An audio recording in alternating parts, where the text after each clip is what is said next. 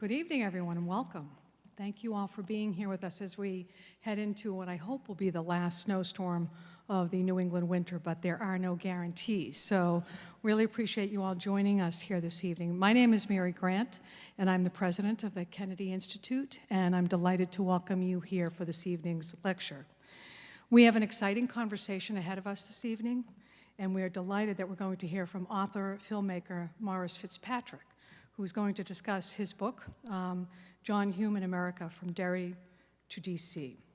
I'd like to extend a very special thank you to all who are with us this evening, but a quick shout out and a special thank you to Dr. Thomas O'Grady, who has joined us this evening. He's the Director of Irish Studies at the University of Massachusetts, Boston, and Dr. O'Grady has jumped in literally at the last minute. Kevin Cullen was to moderate tonight's discussion, but the other thing affecting New Englanders is the flu, and Kevin is down with the flu, but we are ably covered by Professor O'Grady, so thank you so much for being with us. I'm honored that we have with us this evening Matt Kennedy and Aidan Hume, and they will each be offering remarks in a moment. And a special thank you to all of our members who have joined us tonight. Your support enables us to do the incredible work that we do at the Institute, and we're very grateful to have you with us and for your continued support for the work of the Edward M. Kennedy Institute. Since its founding, the Institute has been a powerful voice for participatory democracy and civil discourse in our country. Last year alone, more than 20,000 students came through our doors to step into the role of senator for a day. They worked with their colleagues across the aisle in this very chamber that you're in this evening to create substantial legislation and to understand the process of democracy and how that works. It is with that mission in mind that we're hosting this evening's important conversation. In a time of cynicism in our government's ability to create effective change, we're honored to welcome Maurice Fitzpatrick to discuss his new book on John Hume, who was a courageous leader and a skilled negotiator, who by forging key relationships rooted in respect and nonviolence showed the world the power of finding common ground and a common language. Hume's touchstone phrases, as described so elegantly by Maurice, emphasized equality of treatment, that it is people who have rights, not territories, that we must have institutions that respect diversity, and that agreements threaten nobody. John Hume in America, From Derry to DC is a must-read biography of the man regarded as one of the key architects of peace in Northern Ireland. Maurice elegantly takes you through his path towards peace and the key role that Hume's relationship with the United States, particularly Senator Edward Kennedy, played in making this peace a reality. So Maurice, thank you for being with us this evening. It does give me great pleasure to introduce our first speaker this evening, Matt Kennedy. Matt has carried forward his family's commitment to public service, working in a number of senior roles across the country and in the Obama administration, including positions at the Department of Commerce, the Department of the Treasury, and serving in the White House. Matt is currently a partner at Kennedy Merchant Partners, which focuses on international business development and serves on the board of the Robert F. Kennedy Human Rights.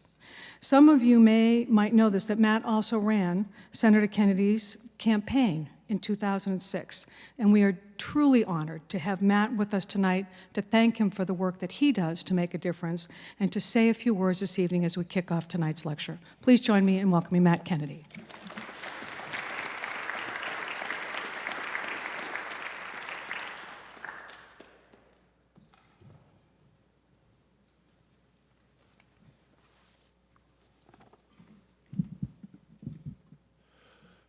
Dr. Grant, thank you so much for those kind words. It's funny that you mentioned my uncle's campaign. So when I took that role in 2006 and on his last campaign, my uncle asked me to go to all sorts of sort of pancake breakfasts out in Pittsfield, go to the Democratic Club Committee thing out in, Gardner, and travel all around the state. And, I ended up having some very memorable experiences there. And so at one of these events, I walked in, and and right before the event happened, this guy came up to me, this older gentleman, and he said, "So, who are you? Are you the Kennedy that's the congressman?" And I said, "No, I think you're talking that was my father, Joe." And he went and said, "Do you do some of the stuff around mental health?" And I said, "No, that's my cousin Patrick." he went and said, would you work for the Special Olympics? I said, no, that's my cousin Timmy Shriver. And then he just stared at me and said, like, I thought someone important was coming, and he left. So thank you all for being here. I appreciate it. Ladies and gentlemen, I am proud to be here, and it's a distinct honor for me to launch John Hume in America from Derry to D.C. at the Edward M. Kennedy Institute on behalf of my family. Ireland has always had a special place in our hearts. In 1849, when Patrick Kennedy and Bridget Murphy left Ireland for Boston, no one would have guessed that the future members of our family would occupy the highest offices in the United States Congress and the presidency of the United States. Still, perhaps fewer would have guessed that during the period known as the Northern Irish Troubles, that the United States government, including Senator Kennedy, would gather together to build a coalition and effect such positive political change in Ireland. It is this history that's recorded in Maurice Fitzpatrick's book, and it is particularly appropriate that that book should be launched at this Senate chamber, since my uncle, Senator Kennedy, had said that John Hume's influence in the United States was so great that he had become the country's 101st senator. Hume came from a working-class background in Northern Ireland, and through scholarships, he gained a first-class education and traveled abroad. Yet, it's to his home place of Derry City that he returned to address the historical problem of division with the people of Northern Ireland through constructive steps. We learn in his book how Hume applied himself to public life in a number of ways, to the Irish League of Credit Unions, of which he became president, to teaching at St. Columb's College, to business and inward investment. But despite the initiative and the energy that Hume displayed, the injustices in the Northern Irish state were such that John Hume became a civil rights leader. Partly because of the passion and purpose of the civil rights movement in the United States, Hume's sights were already set on a sustained partnership with the U.S., and particularly the prominent political representatives here who could advance a campaign for a new Ireland. Hume's vision started to become a reality one day when he was sitting at home and the telephone rang. On the other side was Uncle Teddy, and the senator asked if he and John Hume could meet. Fitzpatrick recounts this story in the book as follows. John Hume was sitting in his kitchen at West End Park in Derry when he received an unanticipated phone call from Senator Ted Kennedy.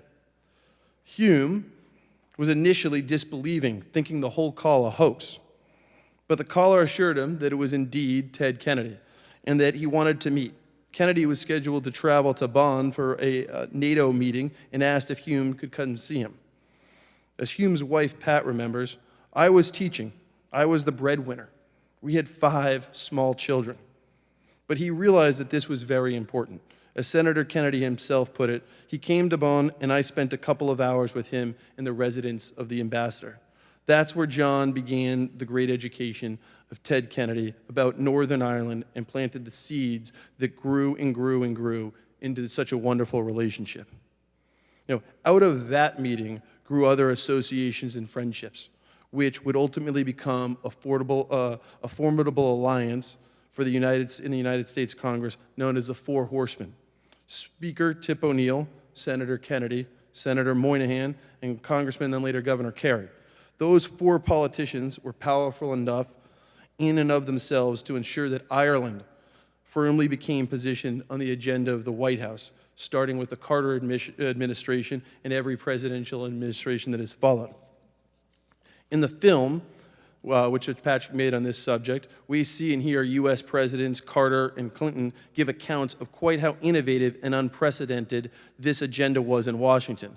John Hume was the first Irish political figure to fully engage with influential senators and congressmen, and ultimately with the United States presidents. And throughout the historical evolution towards a new settlement in Ireland, the Four Horsemen were advocating John Hume's vision for a new Ireland, while Hume faced the threats and hardships of the politics in Northern Ireland. President John F. Kennedy, in his book, Profiles in Courage, argues for the difference that good political leadership makes in this world. And it is fitting that John Hume received the Presidential Courage Award because he firmly belongs with that tradition.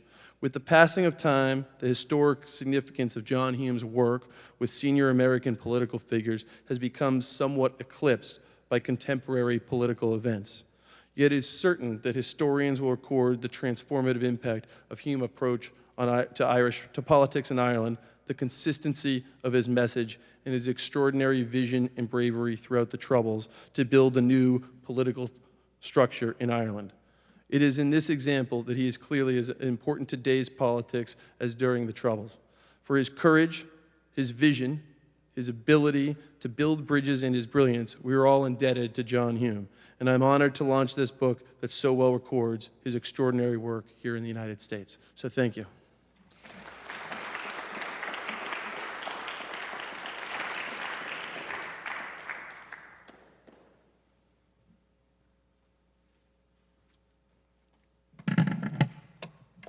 Matt, thank you so much for those beautiful remarks and for helping us to set the context for tonight's conversation. It seems to me that your uncle found in John Hume a kindred spirit, a man that Senator Kennedy described himself as having a unique ability to persuade and to show others that there was another way to go. So thank you so much for being here with us this evening and for the many contributions that you make to our community and to our country. Thank you, Matt. And we are glad that we know you as the Kennedy to be here with us this evening, so thank you. How about a round of applause for Matt Kennedy?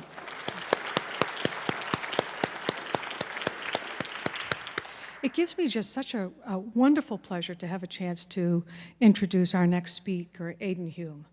Aidan and I were just talking a little bit before we came in here about, similar, Matt, to your experience of growing up in families where histories are made. And sometimes as a young man, you don't even appreciate it until you hear the stories later in life. And that's a little bit of what we were just talking about. So thank you so much for being here with us tonight and all that your father did to shape history and to make a profound difference. Aidan joins us to offer a unique perspective on what this is like and the story of his father as portrayed by Morris, but brought to life by your own experience. Aidan currently serves as a senior advisor at the international communications firm Hume Brophy, helping businesses develop key relationships with the United States. His current role offers additional insights into the work that he is doing forging strong relationships with a range of global partners. So Aidan, we are delighted to have you and your son with us this evening. Please join me in welcoming Aidan Hume.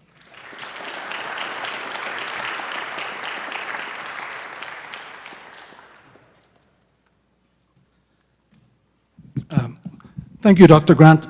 And I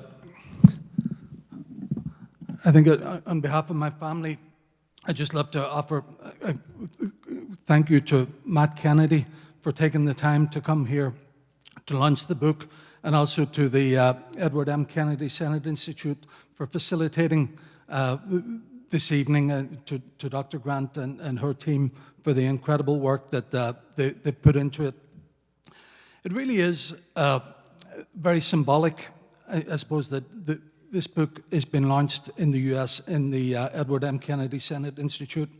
As Matt mentioned, the whole story began when Senator Kennedy called my dad out of the blue in 1972. I think one of the things Matt didn't say is that my father was convinced that somebody was messing with him.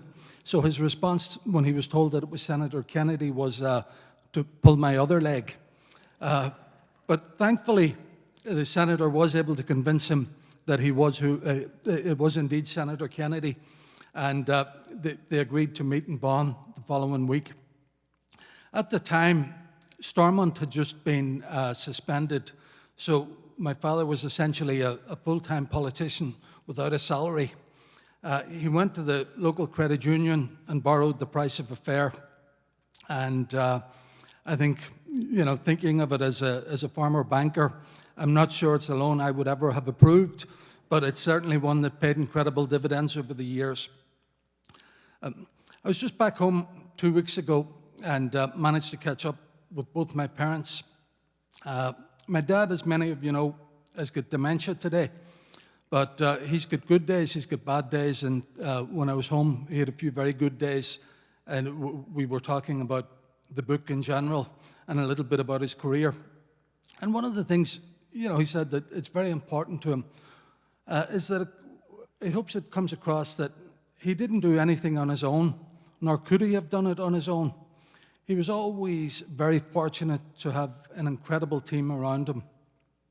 From his early days, looking in the University of Derry campaign, to his days in civil rights, where he had people like Michael Canavan, Ivan Cooper. Later in the SDLP, he just had a top-class group of colleagues, such as Seamus Mallon, Breeds Rogers, Mark Durkin, Sean Farr and Dennis Haughey, his local team on the ground with people like John Tierney, that really enabled them collectively to achieve so much. In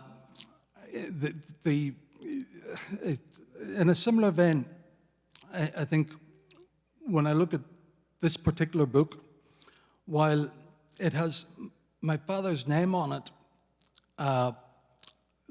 there's an untold story in the book, but it's not my father's story. I think the real untold story that Morris is telling is the incredible contribution of the United States and the goodwill that helped build the foundation for what became the peace process. The role of the U.S. post-1992 and the wonderful contributions of Senator Mitchell, President Clinton, and so on, is fairly widely known. But the U.S. contribution to the building of the peace process, to the helping bring about the Anglo-Irish Agreement, is really has never been recorded to this point. I remember the day that of Tip O'Neill's funeral. I was supposed to meet my father in town for dinner, and I went, and he said, we're having dinner with Senator Kennedy.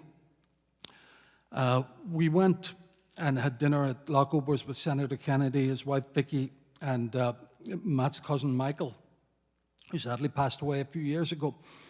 But it was an incredible evening for me, just seeing the grasp that Senator Kennedy had of Irish issues.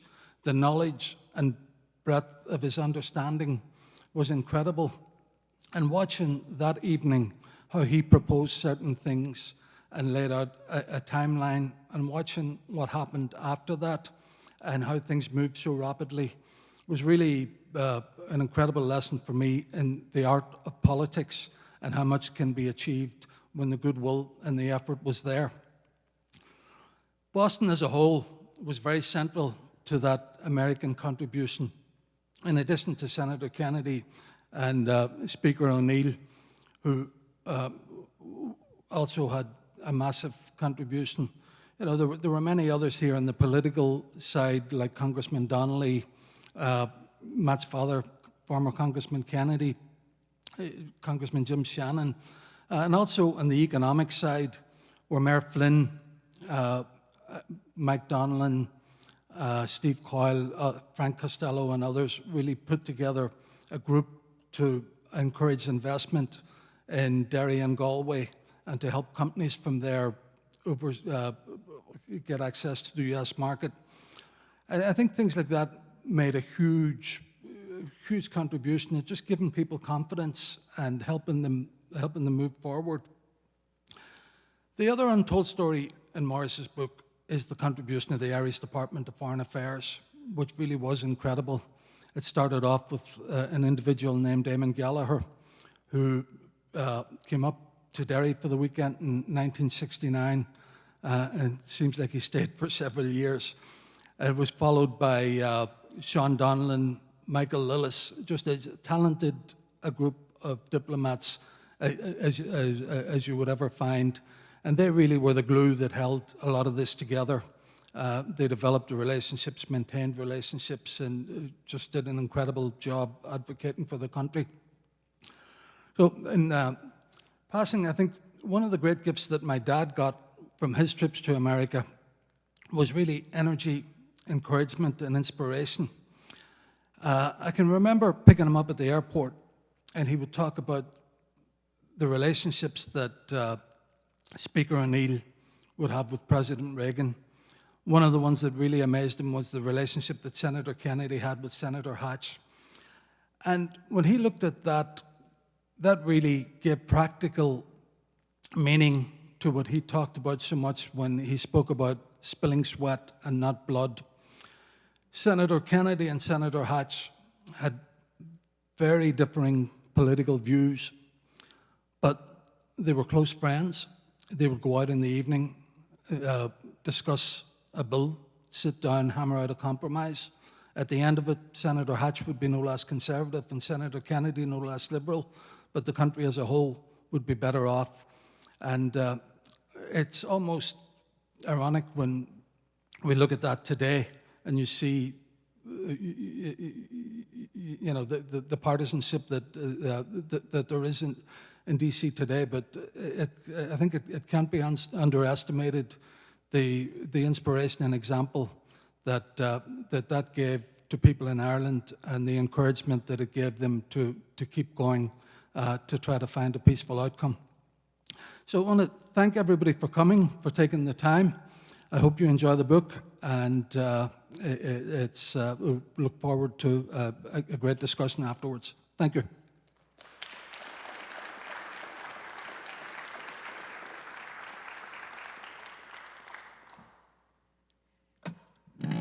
Thank you, Aidan. I'm so glad, Matt, your uncle made the phone call. And Aidan, I'm so glad your dad took it seriously. And it turned out to be a very good loan that he took out after all. It's now time for us to hear from the man who has put so much thought into tracing John Hume's legacy and who has given us the opportunity to gather here tonight. Maurice Fitzpatrick is a lecturer, writer, filmmaker who has dedicated his work to providing insight into critical moments in our nation and Ireland's history. His book, John Hume in America from Derry to DC, was published this past fall to coincide with a powerful documentary In the Name of Peace, John Hume in America. And we are indeed to have this launch here this evening, Maurice. Maurice, your contribution to shaping how we understand our shared history is invaluable. Because of your insight, leaders of today and tomorrow can use the lessons learned from the success of Hume's tenacity, empathy, and commitment to compromise to better our own communities and our nation. I want to thank you for being here with us this evening, Maurice. Moderating tonight's conversation is Professor Thomas O'Grady. Professor O'Grady has been the Director of Irish Studies right next door at the University of Massachusetts, Boston, and an old friend of Maurice's. He's been there since 1984. He teaches and writes on a wide variety of literary, historical, and cultural Irish matters. He's published extensively on Irish literature throughout his career and is an accomplished poet. Professor O'Grady regularly helps his students and the public understand the nuances of Ireland's evolving identity, and we are looking forward to hearing from both of you this evening, and we are delighted that you are here. I'd like to welcome Maurice, and I'd like to welcome Professor O'Grady up to the chairs in front of us for tonight's conversation. Thank you very much.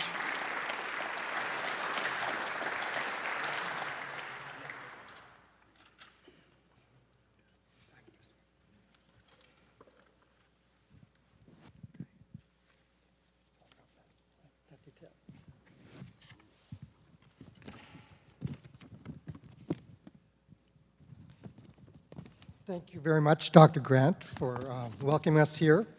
I'm here on short notice, as some of you may know. As most of you know, Kevin Cullen from the Boston Globe was supposed to be moderating, but he called in sick this morning, and I guess you could say I got called up from Pawtucket to pitch some innings of relief or whatever. I had been looking forward to this evening for about a month. Maurice emailed me about a month ago and said, save the date, and I told him I would, that I'd be here for the launch of his book on John Hume, and was very happy that Maurice was going to be back in town. I've seen Maurice's documentary film on John Hume twice, and so getting to hear him engage with Kevin Cullen of the Globe, who brought the news from Northern Ireland to us for years from his position as a journalist embedded in Belfast, was a very exciting prospect for me. I'm on spring break this week. I thought I'd be coming here dressed down and just kind of relaxing and enjoying, but here I am. So, life is full of surprises, and especially when your life crosses the orbit of Morris Fitzpatrick's life. So, by way of introduction, and it is really introducing Morris, but I want to fill you in on how Morris and I first met. It started with an email from him about 8 or 9 years ago, out of the blue, describing his film and book project, The Boys of St. Columns, a project comprising on-site interviews with and recollections by a group of 8 notable 1950s alumni of St. Columns College, a Catholic boys' school in Derry, Northern Ireland. I receive a lot of emails out of the blue from Irish people with projects. There's a word used in Ireland that probably defines quite a few of those people: chancer. Although 2 of the alums featured in The Boys of St. Columns were writers near and dear to my heart and to my mind, the 2 Seamuses, Heaney and Dean, and another was Nobel Peace Prize winner John Hume. Heaney, of course, had been awarded the Nobel Prize in Literature. I didn't want to appear too interested, or else I might end up with this filmmaker in the making, sleeping in a spare bedroom at my house. Yes, eventually that happened. But what happened first was that we went back and forth on email, and I learned that Morris, who hails from County Cavan, had graduated from Trinity College Dublin, and I learned that in 2004, he received the Ministry of Education of Japan scholarship to enable his research on the life of Lafcadio Hearn. And I learned that since 1907, he had been a lecturer at Keio University in Tokyo, and at the time he was also a lecturer at the University of Cologne in Germany.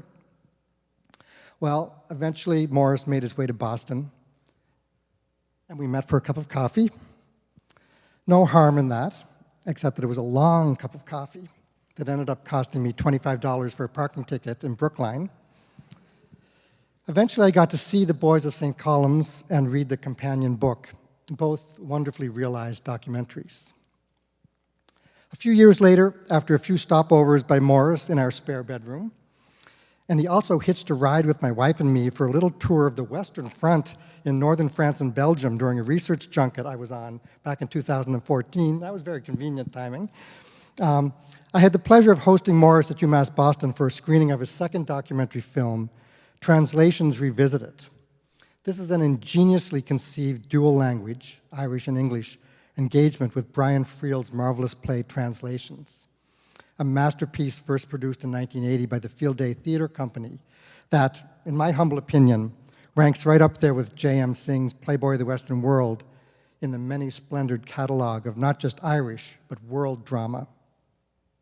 Morris did full justice to the richness of Friel's imagination and theatrical vision.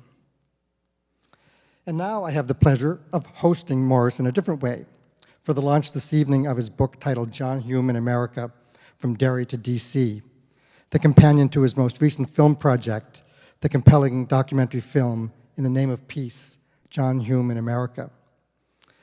I expect that many of you here this evening saw the film in one or both of its Boston screenings last fall, as the opening night feature in the Boston Film Festival, or next door here in the Peninsula in a gala event at the John F. Kennedy Library and Museum. I should also mention that it's going to be screened as part of the Boston Irish Film Festival in the next week or so.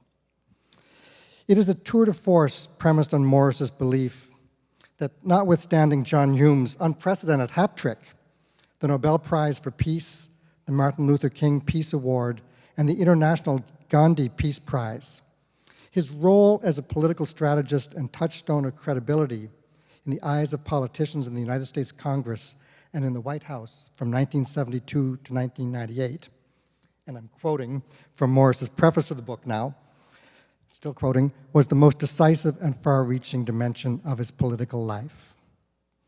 So, I'm both surprised and honored to welcome Morris Fitzpatrick back to Columbia Point to talk about his very important work on John Hume.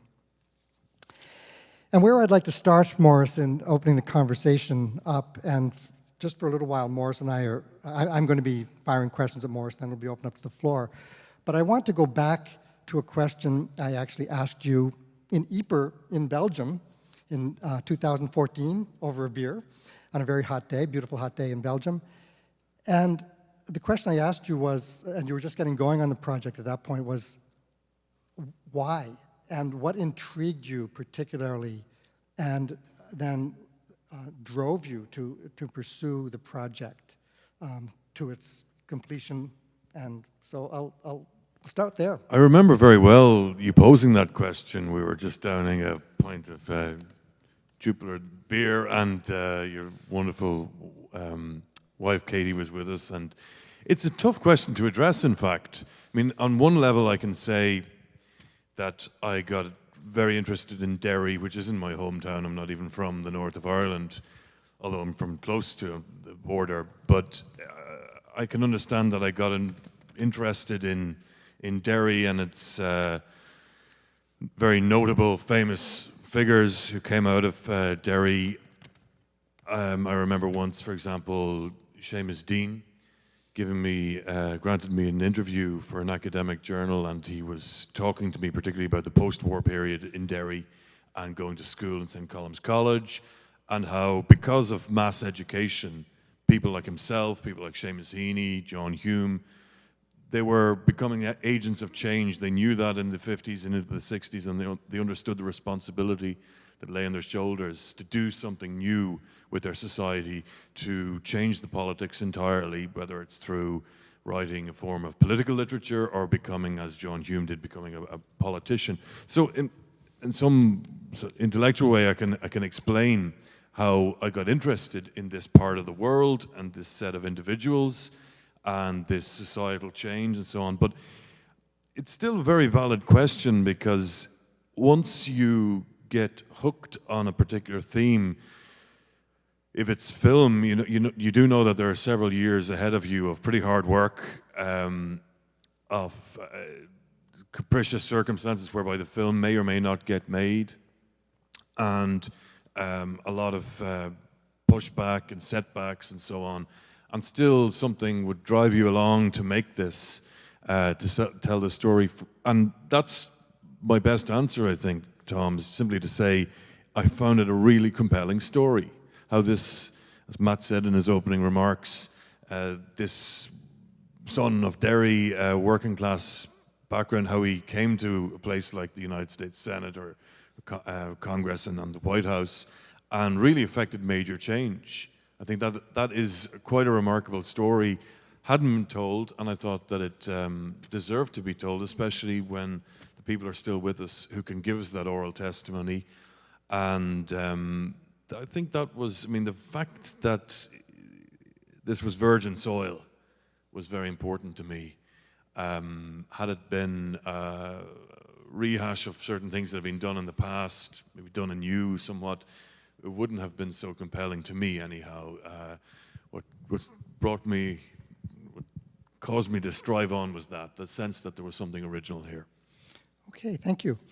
So now I'm going to ask a kind of professorial question. Maybe they're all going to be professorial. But this is one about the two genres that you worked in this project. In your preface to the book, you mention that with The Boys of St. Columb's, there was both a film and a book, and the book was a lot of interview material that was also in the film. When you were working on this project with the film, did you know that there was going to be a book as well? And how did you have those two genres going at the same time? This book doesn't seem to be as interview-driven as the previous book. So how did you conceive of them in dovetailing with each other, but also as different projects? Yeah, I would agree with that analysis that in the Boys of St. Columb's book, it's rather what you would call a tie-in book. It's a tie-in with the film, a complement to the film, and vice versa. But this time round, it's, I would call it straight history. You could be forgiven for not knowing there's any film on the same subject in reading the book, I think. The book, my first port of call when I was developing this story was to go and speak extensively to Mrs. Pat Hume, Aidan's mother, and to explain to her what my objectives were. And she said to me that the idea of a book very much appealed, and I said, well, the idea of a film really appeals. And I'll tell you what, I'll try and do both. And that was probably my first inkling that I was going to write a book on this. And one of the motivations when I'm writing a book is that there's such quality interviews from my point of view. I mean, people like Jimmy Carter, Bill Clinton. Particularly, I mean, President Jimmy Carter hasn't spoken on record about his relationship with John Hume and his relationship with Ireland in the late 70s. And I thought, well, that's something that I'd like to set down, both in film form and in book form. It's also, when you're making a film, and I kind of largely did the film first and rushed then to complete the book, it's very tempting when you're making a film to say, well, I want something here and I want something, and then you discover it doesn't work. You have to, in my experience, you have to edit in blocks, and film is very unforgiving when it comes to if you want to have a quick digression or there's no space for footnotes. You know, you have to keep going in certain sequences. So there again, there was the role for the book to accommodate certain what I thought were very important details, and yet simply couldn't easily be done in the film form. So probably that's why I decided, the combination of all those factors, why I decided to do the film and the book. Okay. I know that, or I expect that in the, when we open the floor for questions, that there will be people who may want to pursue particular policy points and so on that John Hume had to grapple with. I'm wondering, with the touring that you've been doing, and you've been touring the film on both sides of the Atlantic and on both sides of the country, and you were up to Canada with it too, weren't you? It's been to Canada. Tragically, this gentleman is Canadian origin, so it's I tragically wasn't with the film when it screened in Toronto and Vancouver and Ottawa. Okay, but it has made the rounds, and you've made most of the rounds with it, and now with the book. What has the reception been for both the film and now the book? Are people ready for the John Hume story to be told, or waiting for it? Well, they are very much ready to hear this story. It's been very flattering and interesting to observe the reception that the film and book have had. I think the book is just out. There's maybe a little bit early days to say, but the reviews in Ireland, in any case, have been very positive. What's been maybe most intriguing for me is to witness how people see that there's a contemporary resonance of this story. I mean, the story, the film and book both rigidly end in 1998, which was the year of the Good Friday Agreement. It was the year of John Hume's Nobel Prize, and it's very close to the year when he started to basically retrench from politics and retire. But there has been, of course, a lot has happened in the 20 years since then. And we are at a point in Northern Ireland and in the Stormont Assembly where people are seeking to know, maybe, you know, how did we get to this impasse? The Assembly has been suspended.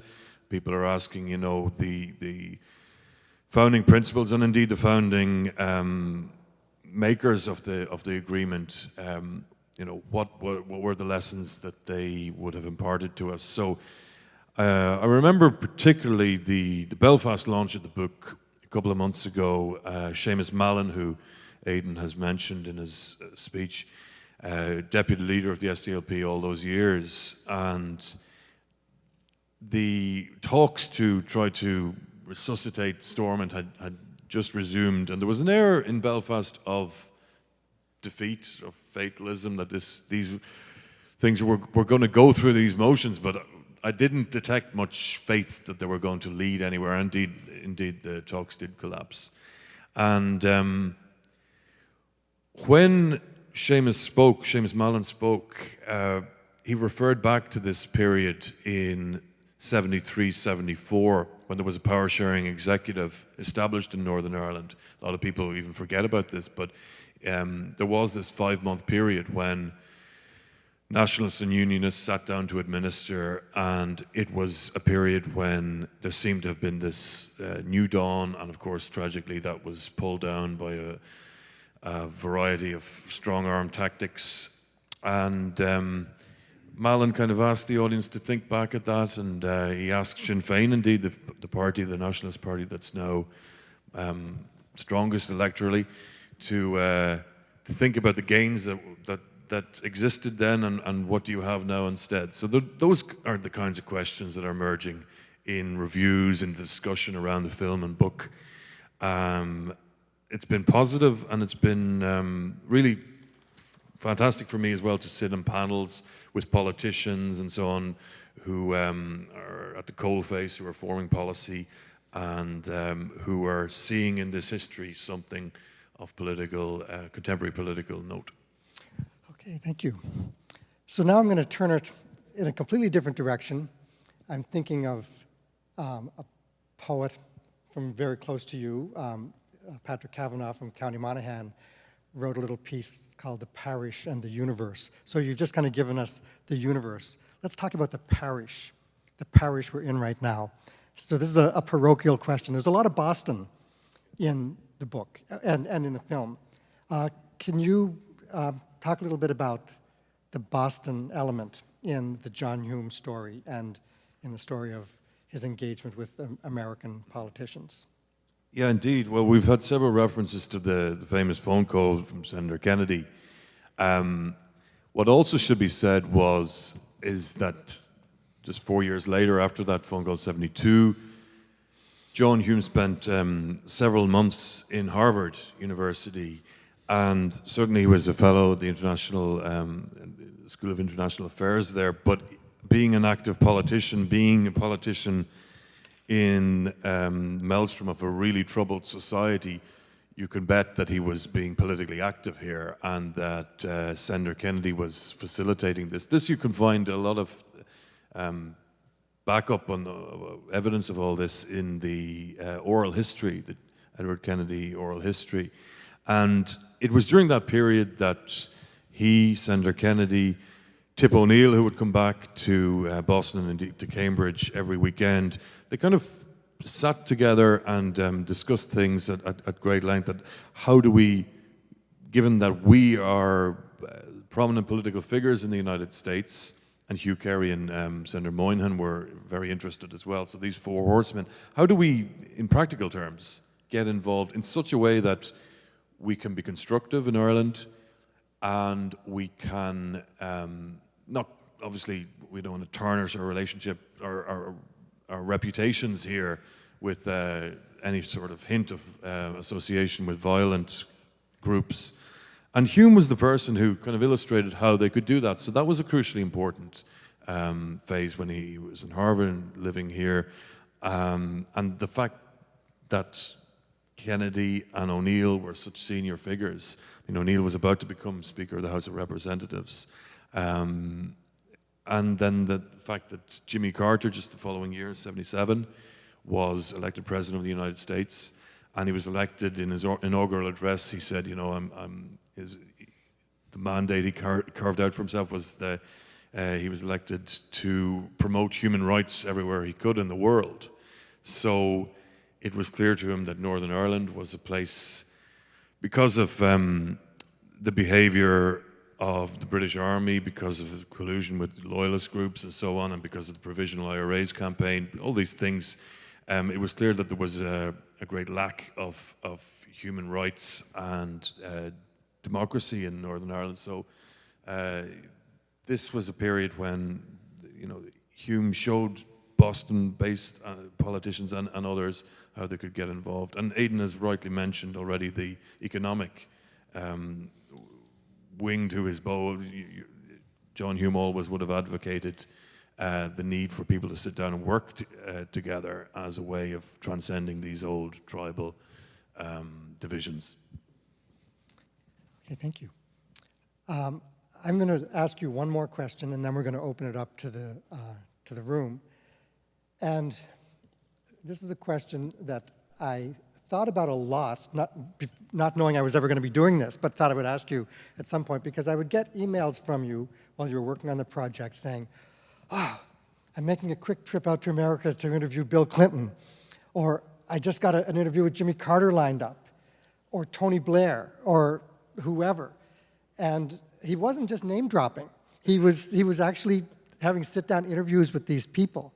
So I wonder if you could talk about two aspects of it. One, what made those doors swing open? But the other part was, what was your own sensation as someone trying to do something and saying, I need to get this interview, and then you get it. How did you feel? Thanks. Well, first thing I should say is that probably the doors didn't quite swing open, but they finally opened, which is, I mean, the example of John Hume working and working, finally getting to something, he was always there. And I, did sometimes ask myself the question, what would John Hume do in this situation? And he was a very tenacious individual indeed, and that's evident in his work. But I should say straight away that because I was making a film about John Hume, that helped immensely. I mean, immediately, if you're talking to, be it Congressman Brian Donnelly, as we mentioned, or Senator Paul Kirkle, these people who knew and really revered John Hume, and also understood, I think, the achievement of John Hume in Washington was something really that they hadn't seen before. And so when a filmmaker who's hitherto had been anonymous to them, unknown to them, asks, can we meet and can we do an interview? There's at least a rationale for it, and then there's the question of just persisting. And then how did it feel when things started to click and the snowball effect and the film starts to gradually get made? It was really sensational, actually, to meet some of these people. I mean, the presidents really stand out as really deeply important. A statement coming from the White House, as it did in the Jimmy Carter administration in August '77, changed everything. And if you read that statement on Northern Ireland today, you might say, well, there's a lot there that's a bit self-evident, or there's a lot there that makes a lot of sense, and who would be against it? Well, you can fill a volume explaining who was against it, and there was serious resistance to this new initiative in Washington, and also President Clinton, through taking certain steps, was he encountered a lot of blowback as well. So it was crucially important that they were in the film, and therefore, for me, it was very special to be able to meet them. And I've been bowled over by the professionalism, by the talent of many of these people. In a 20, 30-minute interview, what they can remember, what they can give to you, it's the lucidity was quite remarkable sometimes. So it made for kind of the editing process was a bit invidious. I didn't discover what to leave out, but it was a great experience to make this film. I know a lot of filmmakers will say that, but it really was a true honor to do it. Yeah, that's great.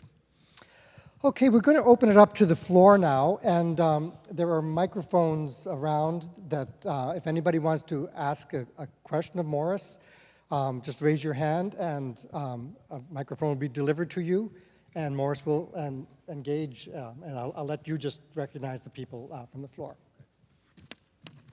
Thank you. I have a question about the end of his political career. And it's my understanding that during the negotiations and the concessions that are necessary in negotiations, he wasn't seen as a hero with his own people in some ways. Not as bad as Michael Collins and getting assassinated, but I believe he was voted out of power. And I'm not sure. I'd like you to clarify that. And was he aware of being a politician and negotiating and conceding could be a downfall politically also?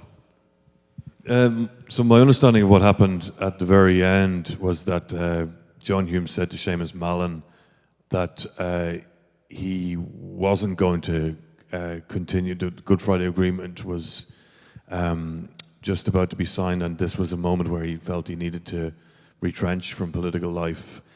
Now, there wasn't. You can find down the years sometimes the SDLP party, which he led from '79. You can find sometimes people who had very profound disagreements with him about how he was leading the party.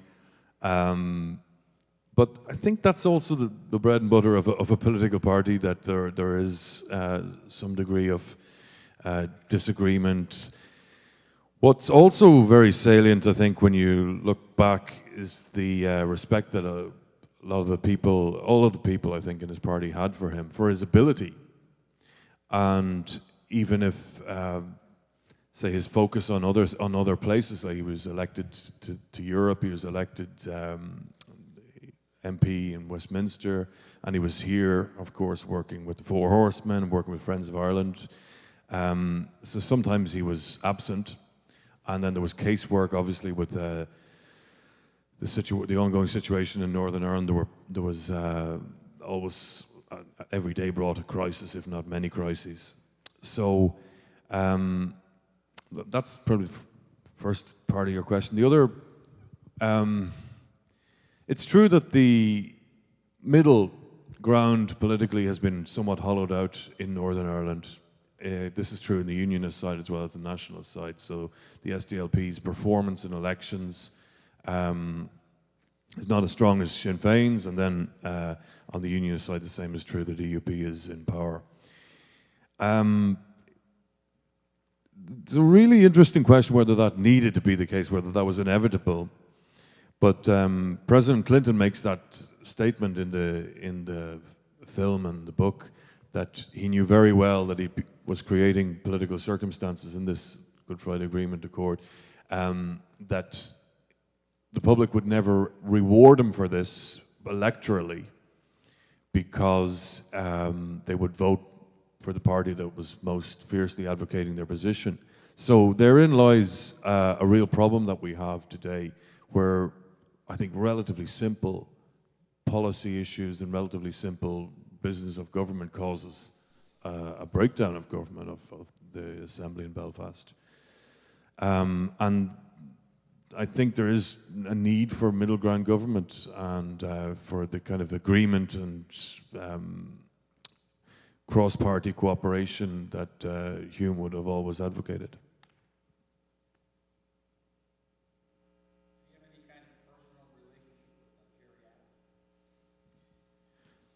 I don't know how personal it was. It certainly was political from the get-go.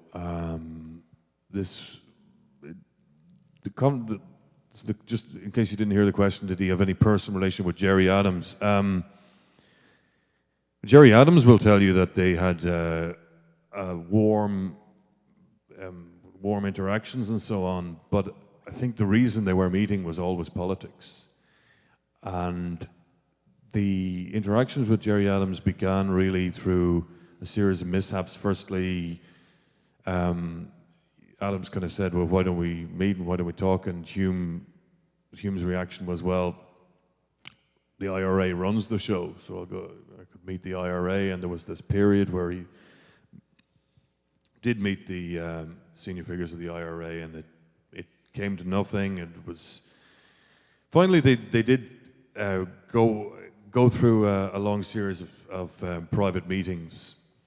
And what's interesting for me was that Hume was very anxious to set the parameters, even in writing. He wrote a letter to Gerry Adams to say, well, do you agree with X, Y, and Z? And that really was the basis for bringing the IRA into what became known as the peace process. But it was very akin to the political process that was established in the early 70s. I quote, I'm going to quote it now because it's worth remembering this. The famous meeting you mentioned, Matt, in 72, when the senator sat down with John Hume, and they had this discussion in Bonn in the Irish ambassador's residence, and here's what Hume was saying. This is the only real record we have of what happened in that conversation, but the senator relates it like this. He, meaning Hume, looked at this as a political process that was going to be built upon different traditions and mutual respect.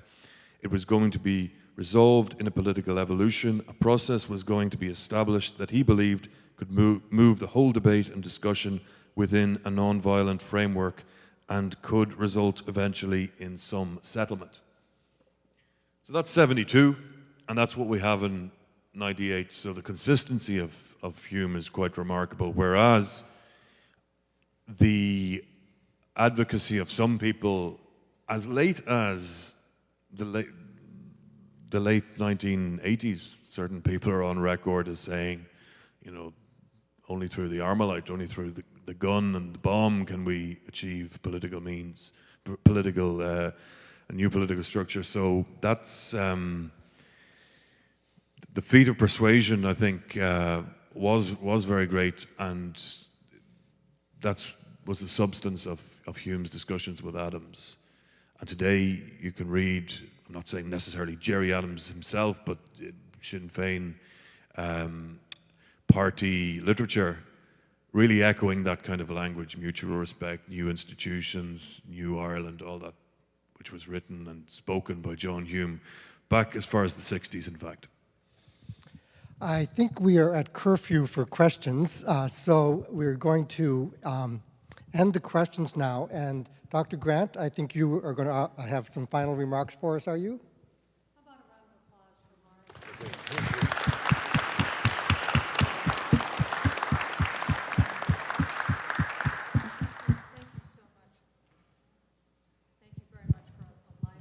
Can you hear me? Yeah, there we go. Thank you very much for a great discussion. And there will be some books signed out in the lobby. We're moving this along a little quickly because we're trying to get our author on a plane ahead of the snowstorm. So, we appreciate you indulging us in another weather-related event.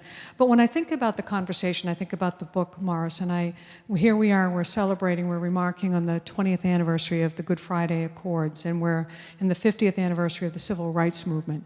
And certainly the lessons and the history of what it takes to be persistent and continue down a path that isn't always clear. There are many lessons to be learned from Aidan, the work of your father and what he did to build coalitions, to bring people along, and Matt, the work of your uncle in doing that same kind of work, that we don't get to hard places without a lot of work along the way, and I think we forget that sometimes. And certainly the work that we do at the Kennedy Institute is to remind people of the need for those hard conversations, to stay in the conversation, to look at issues from other perspectives, and to keep working towards the best outcome for the many. So I thank you for being with us. I thank you for this incredible story. We all have learned a lot from reading about this, and I thank you very much, Professor, for being with us this evening. I'm going to let Kevin Cullen know that you did a job for Professor O'Grady here this evening, so thank you very much for that. Matt, thank you for your time this evening. Aidan, thank you for being with us. We appreciate this. The film that was being referenced is going to be shown on March 25th at the Somerville Theatre as part of the Irish Film Festival.